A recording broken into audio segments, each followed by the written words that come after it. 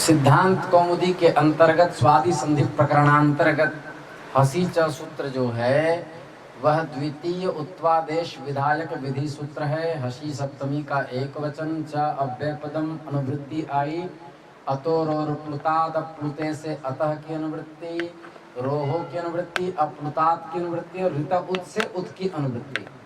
तो अर्थ क्या हुआ? प्लुत भिन्न ह्रस्व आकार से परे जो रू उसको उत्वादेश होता है, हर्ष परे रहते।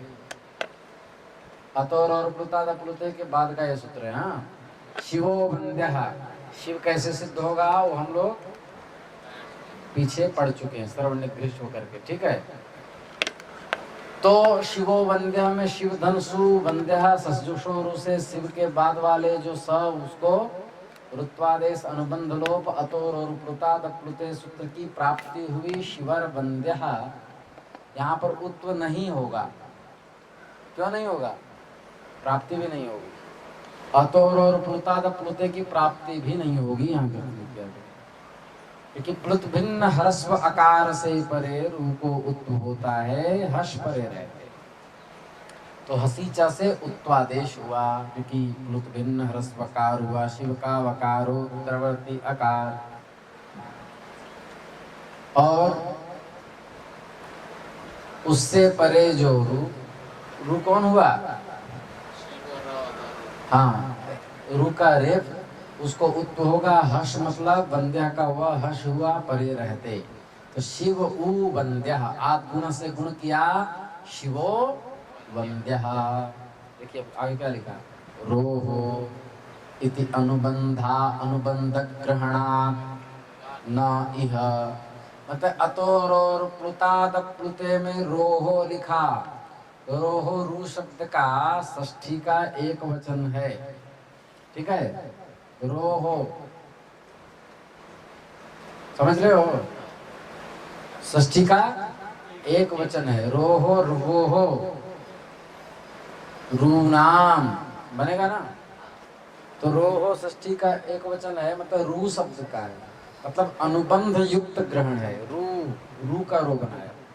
नहीं तो क्या बनना था? यदि अनुबंध नहीं रहता था रह, आधा रेफ रहता, उसका षष्ठी क्या बनता? रह या रस्य, अकारांत लगा करके। पर रोहो में अनुबंध ग्रहण युक्त शब्द का प्रयोग महर्षि पाणिनि ने अतोरोर प्लुताद प्लुते में रो लिख करके किया। इसी से पता चलता है कि जब भी उत्त होगा तो रू के रेफ को उत्त होगा, अनुबंध सहित रू के रेफ को होगा, सामान्य रेफ को नहीं होगा। रोहो इति उकार अनुबंध ग्रहणात् न इह, यहाँ पर नहीं होगा। कहाँ? प्रातरत्र। यहाँ मतलब यहाँ नहीं होगा। कहाँ? प्रातरत्र। उणादि प्रकरण के 5वें अध्याय का 59वां सूत्र है, प्रातते ररन, प्रपूर्वक अत सातत्य गमने धातु से अरण प्रत्यय, प्रकृष्टम अतति गच्छति इत्यर्थे प्रपूर्वक अत सातत्य गमने धातु से अरण प्रत्यय। अत के तकारोत्तरवर्ती अकार अनुबंध होने के कारण उपदेशे जनुनासिक से लोप से लोप। प्र अत अरण, अरण में न कि हलंत्यम से संज्ञा तस्य लोप से लोप, अरण के रेफोत्तरवर्ती अकार के उपदेशे जनुनासिक से तस्य लोप से लोप। प्र अत अर क्या बना? प्रातर। क्या बना? प्रातर बना। स्वाद्युत्पत्ति हुई, स्वरादि निपातमव्ययम्। प्रातर की अव्यय संज्ञा, प्रातर सनुतर उच्चैस नीचैस शनैस ऋतक ऋते युगपत् आरात् पृथक् अंतोदात् ताहा। आया कि नहीं? अव्यय किसमें आया? स्वरादि निपातमव्ययम् के स्वरादि गण में आया। तो प्रातर की अव्यय संज्ञा अव्ययादाप सुप से सु का लुक हुआ। प्रातर अत्र, अब यहाँ प्रातर में तकारोत्तरवर्ती अकार प्लुत भिन्न ह्रस्वकार है, उससे परे रेफ, उसको उत्व होना चाहिए था, प्लुत भिन्न ह्रस्वकार परे रहते। किंतु अतोर प्लुताद प्लुते में अनुबंध युक्त रोहो का पाठ किया, मतलब रू के रेफ को ही उत्व होगा। प्रातरत्र में अरण के घटित जो अर का रेफ है वह है जो रू का नहीं है, इसलिए वहां पर उत्वादेश नहीं होगा। प्रातरत्र उसी प्रकार भ्रातर गच्छ बन जाएगा। ठीक है, हे भ्राता गच्छ। आगे आया टू भ्राजरी दीप्तों से त्रिच प्रत्यय होकर के भ्रातर शब्द की निष्पत्ति संबोधन में होगी। हे भ्रातः, हे मातः, ऋतोंगी सर्वनाम स्थान देख लेना। ठीक है, तो अब देवास इति स्थिते, देवास देवास संति ना, मैंने देव शब्द के प्रथमा का बहुवचन जस प्रत्यय हुआ, जस में जकार का चुटु से संज्ञा तस्य लोप से लोप, देवधन अस अकसवर्ण दीर्घ देवास। ठीक है, देवास बनने के अकसवर्ण दीर्घ होगा, प्रथम पुरुष वर्ण होगा, प्रथम पुरुष वर्ण से पुरुष वर्ण दीर्घ होकर देवास बन गया। देवास धन इह, देवास धन इह, देवास इह। तो यहाँ पर क्या हुआ, देवास के सकार को ससुर से रुत्त हुआ, रुत्त होने के बाद देवार धन इह हुआ। उसके बाद वहां यत्तु करने के लिए सूत्र है भो भगो अगो अपूर्वस्य योषी। देवास संति कहाँ है रे? देवास संति लिखा है। पागल हो क्या? देखो देवास संति इह इति स्थित है।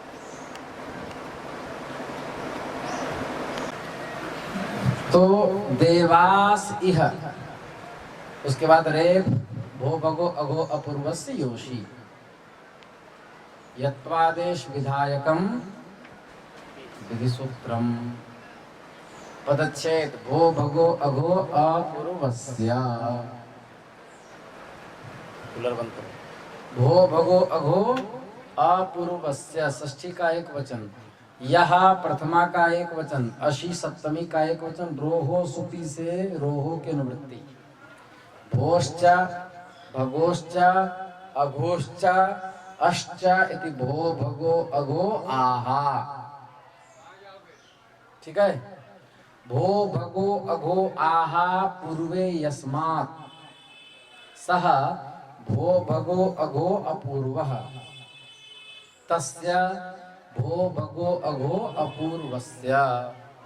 माने अश के परे होने पर भो भगो अघो तथा अवर्ण पूर्व वाले रू के स्थान पर यत्वादेश होता है। तो पूर्वस्य ये द्वंद्व के अंत में है, क्योंकि भो भगो अघो आहा पूर्वे यस्मात् ऐसा होगा। अंत में होने से क्या हुआ, बोले द्वंद्वादौ, द्वंद्वा द्वौ द्वंद्व मध्ये द्वंद्वान्ते च श्रूयमानं पदं प्रत्येकम् अभिसंबध्यते। द्वंद्व के आदि में, द्वंद्व के मध्य में और द्वंद्व के अंत में पढ़े जाने वाले पद प्रत्येक को अन्वित होता है। द्वंद्व के अंत में यहाँ भो भगो भोश्च भगोश्च अघोश्च अश्च इति भो भगो अघो आहा, इस द्वंद्व के अंत में पूर्व का पाठ है, तो इस पूर्व का अन्वय सब में हो जाएगा इस नियम से। तो भो पूर्वक, भगो पूर्वक, अघो पूर्वक, अवर्ण पूर्वक, मैंने पूर्व में हो ऐसा अवर्ण पूर्वक जो रू, उस रू के रेप के स्थान पर यत्वादेश होता है। अब कहा भो भगो अघो, राम निरंजन, भगो अघो में एचो यवाया व से अब आदेश की प्राप्ति होकर एंग पदांताति से पूर्व रूप होना चाहिए। भो भगो अघो अपूर्वस्य में भी, अघो अ में भी वहां पर होना चाहिए पूर्व रूप, क्यों नहीं हुआ? तो बोले असंधि ही सौत्रत्वात्, भट्टो जी दीक्षित लिख रहे हैं, असंधि ही सौत्रत्वात्, सौत्र होने से असंधि हुई। सौत्र मतलब वैदिक प्रयोग मान करके, क्योंकि बहुलम की अनुवृत्ति जाती है, बहुन अर्थान लाती थी बहुलम, और छंदसी की अनुवृत्ति जाती है। वेदे सर्वे विधिया विकल्प्यन्ते, व्याकरण वेदवत होता है, इसमें सभी विधि वैकल्पिक कार्य करती है सूत्रों में, तो इसलिए यहाँ पर नहीं हुआ। इसी को सौत्र कहते हैं। क्या कहते हैं? सूत्रे भव सौत्रम। आगे लिखा भोस भगोस अघोष, ये चादिगण में है। चादयो सत्वे से क्या हुआ? च वा आ घोष भगोस अघोष अ आ ई उ ऊ री री ए ओ ऐ औ करके चादिगण में पाठ किया, चादिरप्याकृति गण तक। तो चादिगण में पाठ मान करके भोस भगोस अघोष की निपात संज्ञा होगी चादयो सत्वे से। द्रव्यार्थास चादयो निपात संज्ञा स्युः। निपात संज्ञा का फल है स्वरादि निपात अभ्यम से अव्यय संज्ञा करना। ठीक है। देवास इह सजुषोरु से रुत्व, देवार इह भो भगो अघो अपूर्वक हुआ। देव का वकार उत्तरवर्ती अकार, उसके रेप के स्थान पर यत्वादेश।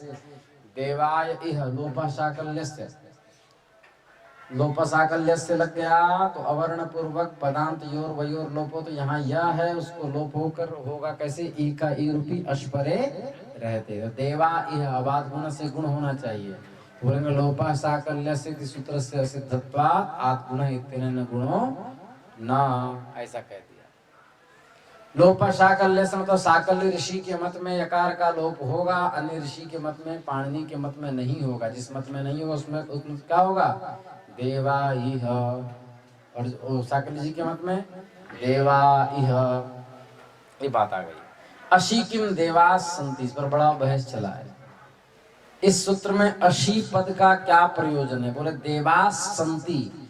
अशी, अश मतलब अ ई उ रि रि ए ओ ऐ औ हा या वार ला या मंगाणा न झ भ ग ड द ज ब ग ड द, वहां तक अश है। तो अश परे रहते ही रू के रेप को यत्त होगा, इसलिए अशी कहा। यदि ऐसा नहीं कहते तो देवास संति में देवा का वकारोत्तरवर्ती अकार अवर्ण पूर्वक होने से देवास के स के स्थान पर जो सजुषो रू से ऋतु के अवशिष्ट रेप के स्थान पर यत्त होने लगता। असी नहीं कहने पर संति का स परे रहते भी, पर अशी कह दिए तो स दंत सकार अश में नहीं आता, इसलिए देवास संति में कथम अपि यकार भवितुम नैव शक्यते, यकार नहीं होगा। ठीक है। इसलिए मतलब देवास संति में यत्वादेश होकर के देवासंति न बनने लगे, इसके लिए हमने क्या किया? अशी शब्द का पाठ किया। किंतु यद्यपि यत्वस्य असिद्धत्वात् विसर्गो लभ्यते, तथापि कह रहे सजुषोरु से ऋतु देवार संति हुआ, भो भगो अघो अपूर्वस्य इसे यत्व प्राप्त है, और खर वसान योर विसर्जनीय से यहाँ विसर्ग भी प्राप्त है। क्योंकि खर अवसान पर तो विसर्ग होता है। खर है परे, कहाँ? संति का सौ परे है तो क्या होता है? विसर्ग होता है। खर अवसान और विसर्जनीय का उदाहरण क्या है? तो भो भगो अगो अपूर्व से योशी से यत्वादेश और खरवसान और विसर्जनीय से विसर्ग दोनों प्राप्त। अब भो भगो अगो अपूर्व से योशी, यह सूत्र देवा इह में यत्व करके चरितार्थ हो चुका है। खर पर रहते उदाहरण बताओ, खरवसान और विसर्जनीय का विसर्ग करने के लिए बताओ। संस्कर्ता वहां पर विसर्ग किया है, फिर समपुम का नाम सो वक्तव्य से सत्य हुआ है। तो संस्कर्ता में समपूर्वक जो सु के रू के रेफ, उसके स्थान पर खर वसान और विसर्जनीय से कर्ता का क रूपी खर परे रहते विसर्ग करके खर वसान और विसर्जनीय सूत्र संस्कर्ता में चरितार्थ हो चुका है। अन्यत्र लब्धावकाश, अन्यत्र अन्यत्र में लब्ध हो गया है अवकाश, जिसका वो यदि एकत्र युगपत प्राप्ति जहाँ हो जाएगी तो तुल्य बल विरोध हो जाएगा। मतलब कि इसको ये चरितार्थ कौन? भो भगो अगो अपूर्वस्य योषी देवाई में हो चुका है, और संस्कर्ता में खरवसान और विसर्जनीय चरितार्थ हो चुका है। और दोनों की युगपत प्राप्ति एकत्र कहाँ हो गई? देवार संति में। तो यत्व होगा कि विसर्गत्व होगा? क्या होगा ये प्रश्न हुआ। बोले ऐसे तुल्य बल विरोध हुआ, अन्यत्र लब्धावकाश योर एकत्र युगपत प्राप्ति तुल्य बल विरोध। और तुल्य बल विरोध होने पर विप्रतिषेधे परम कार्यम, पर वाला कार्य होता है। तो खरवसान और विसर्जनीय 8 3 14 का है, भो भगो अगो अपूर्व से योषी 8 3 17 का है। पर वाला कौन हुआ? 8 3 17 माने भो भगो अघो अपूर्वस्य। तो पर वाला कार्य यत्व है तो यत्व होना चाहिए, किंतु यत्वस्य असिद्धत्वात् पूर्वत्रा सिद्धम सूत्र कहता है सपाद सप्ताध्याय प्रति त्रिपाद्य सिद्धा त्रिपाद्यान भी पूर्वम प्रति परम शास्त्रम सिद्धम स्यात्। 8 3 14 का खरवसान योर विसर्जनीय और 8 3 17 का भो भगो अघो अपूर्वस्य योषी दोनों त्रिपादी हैं। त्रिपादी में पूर्व शास्त्र के प्रति पर शास्त्र सिद्ध होता है। पूर्व शास्त्र खरवसान योर विसर्जनीय, पर शास्त्र भो भगो अघो अपूर्वस्य योषी। भो भगो अघो अपूर्वस्य योषी खरवसान योर विसर्जनीय सूत्र की दृष्टि में असिद्ध हो जाएगा। जब ये असिद्ध हो जाएगा तो खरवसान योर विसर्जनीय से विसर्ग होगा तो देवाहा संति बनेगा, किंतु विसर्ग में स्थानिवदा देशो नल विधो स्थानीय वैवाल मात्र वृत्ति धर्मावच्छिन्नोद्देश्यता के विधो आदेशो स्थानिवत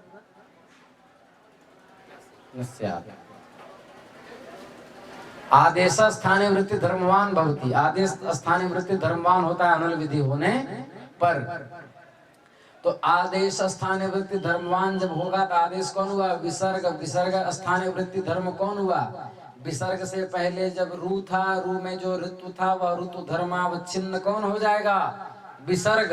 तो इसको रू मान करके यहाँ फिर से यत्व की प्राप्ति होने लगेगी। एक तदर्थ वहां यत्व न हो जाए इसलिए अश का पाठ किया। अश करने से अश के अंतर्गत संति का सकार नहीं आता, इसलिए भो भगो अघो अपूर्वस्य योषी में अश का पाठ कर दिया, जिसके कारण से खरवसान और विसर्जनीय से विसर्ग ही रहेगा, वहां पर यत्वादेश नहीं होगा। समझ गए? हाँ, ये है सिद्धांत कौमुदी। समझ गए? आप ये सब पढ़ेंगे तब ना सही से कथा उथा हो पाएगी, तो जाना है। तो चलिए, तो देवास संति बन गया। क्या बन गया? वाशरी सर परे रहते विसर्ग को सत्वादेश वैकल्पिक होता है। देवास संति देवाहा संति नहीं अयम अल विधि ही। कोई कहा कि अनल विधि में स्थानिवता देशो नल विधो लगता है, यहाँ तो अल विधि होना चाहिए क्योंकि रेप है। बोले नहीं भैया, रेप नहीं है। क्यों? क्योंकि स्थानिवता देशो नल विधो अनल विधि में स्थानिवत करता है। रुत्व और उसके स्थान पर होने वाला यत्व वो अल विधि नहीं है, क्योंकि रू शब्द का उच्चारण भो भगो अगो अपूर्वस्य योषी में किया गया। रू मने र और उ, वो अनल हो गया, एक अल नहीं हुआ। अल मात्र वृत्ति धर्म नहीं हुआ, अनल वृत्ति धर्म हो गया, जिसके कारण से रू का रुत्वादेश, रुत्व का अतिदेश हुआ है विसर्ग में, तो अनल विधि है, अल विधि नहीं है। अल विधि नहीं है। आगे कहा भोस भगोस ये शांत निपात है। सकार अंत में ऐसा निपात, इनके अंत में विद्यमान स को सजोशोरु से रुत्व किया, भोर भगोर अघोर बन गया। अनुबंध लोप हो करके उसके स्थान पर प्रकृति सूत्र मतलब कौन? भो भगो अघो अपूर्वस्य योषी। उस सूत्र से क्या हुआ? यत्व हुआ, भोय भगोय अघोय। पुनः अग्रिम सूत्र है व्यो लघु परितंत्र शाकटायनस्य। इसको कल बताएंगे।